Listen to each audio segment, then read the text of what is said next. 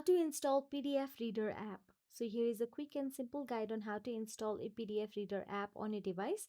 So let's get started. For iOS, open the App Store icon on your iPhone, and for Android, tap the Play Store icon on your Android phone.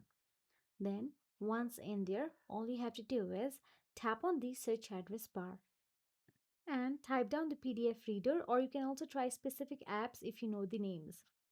Then choose the PDF reader you prefer and tap Get or the download icon and authenticate with Face ID, Touch ID, or Apple ID password.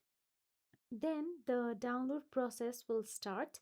Then once installed, you will get to see Open option available there, or you can also find it on your home screen. Tap on it and open it.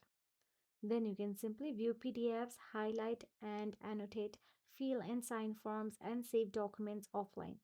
So that is it. If you found this video helpful, please like, share, and subscribe our channel. And thank you so much for watching.